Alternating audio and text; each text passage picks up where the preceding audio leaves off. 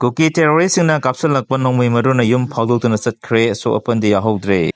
Imphal East District Lamlai Assembly Constitution gi manung chana leiriba thamna pokpi maya lekai danga seyu Kuki Militantsingna lumlakta Nongmei Kapsanlaktuna la loidre haiba meitei miyam ningsing hallamkhre thodo asigi matangda pressna phangba pawgi matung ina thodo asi ngasi ayuk pung 3 rom tarakpada thamna pokpi ayuk sing haiga khangnaba hujikna Kuki Militantsingna loksanduna leikhra mafam asidagi thamna pokpi gi imlaka Nongmei ron kaya kapsalakibani hairi Kuki Militantsingna asina Nongmei Kapsanlakpagi thodo aduda khul asigi ngango tampak mapureba NG Grajigi yumda Nongmei maru ani pankhi Nongmei maru amade yum adu phawjalaklaga yum adugi phamungda phawduna chatki haiki yum adugi ahaldi maira paibi oina ahing yarekpa thokibana Asok Apandi Yaohwdre thodo asiga mai lena khul asidagi direct lakpam promo Kobi miyoy amana phongdorakpada khul asida hokiba namit kharani asida Kuki Militantsingna Nongmei Kapsanlakpa asiga tharaga mangarak sure haire yumda ahing tumba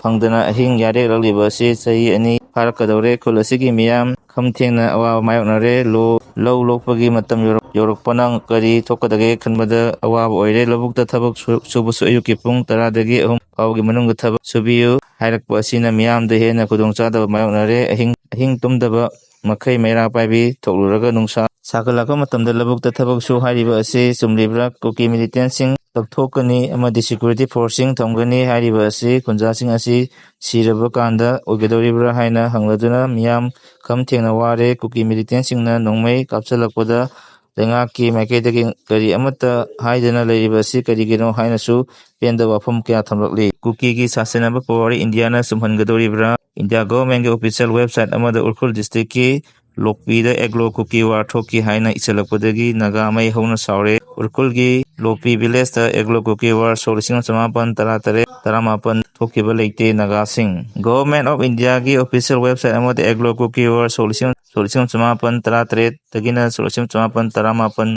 Urkhul district ki Lopi village ta thoki haina thagalakpa wafam Urkhul district ki modern tangkhul naga singna puwari lana semjan bani haina kanna yaningdabaga loyana khul asida lan asi thokiba leite haiki India government official website amritmahotsav.nic.in gi digital district report Chitri section da Eglo Kuki war at Lopi 1913 haina phonglokpadagi Manipur gi naga community singi marakta maru oina modern tangkul naga sing mai hona sabulena asigumba aranba wafam matau karamna government gi official website asida kanana hapsalakpano haina asabu wahang thorakle Ministry of Culture Government of India gi Indian Culture Portal na British Colonials rule gi mayokta Urkhul district ta Kuki singna kumja 1913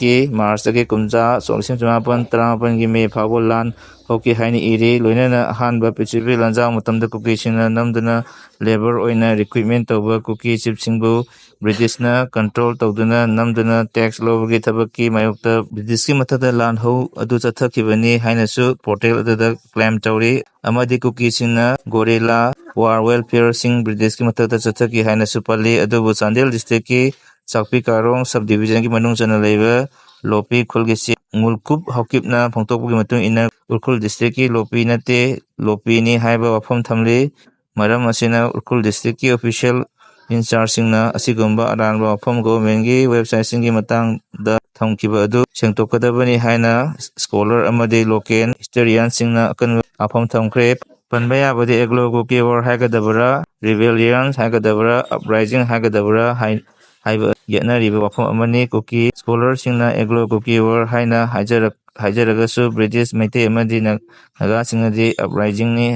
hairibani maram asina Kuki jo community gi historian singna sigumba aranba puari kaya iduna government portal singi kuthang da santokliba asi objectional amadi unlawful oiba thabakni asigumba lan history isinbagi thabak kodakta lepkadabani irakliba wafam asima Urkhul district ki tangkul naga tribe singna ikai kunadabani asigumba thawong asina community gi marakta hena ungkatnaba thoanaba maram oigani hairi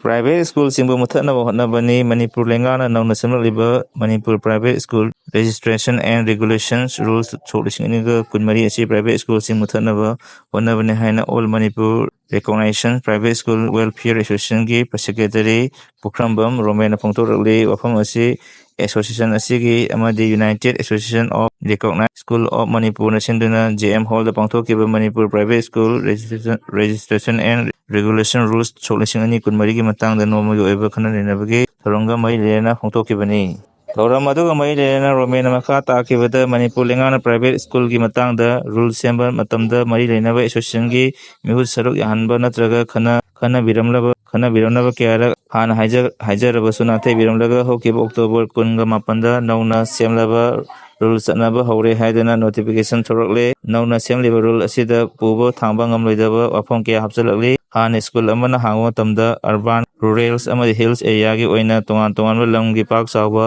birambadu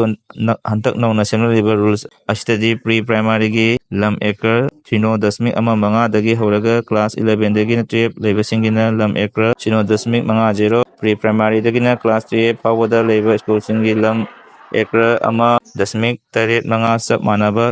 thamnaba hairakle hairiba lamgi pak sawa asidi urban area da phangba ngambagi otokpo leitre rural area da so labuk loksan beya dabagi ek ama leibana otokpo leite lamgi pak sawa piba khak natana oja singi tolo Mahiroi singdagi logadaba mingjansel amadi thagi fi lengana lepa amadi school gi sahigi hingsap lengana haktena na yingsunba haina public level se atamna private school sing muthanna hotnarakpani haiki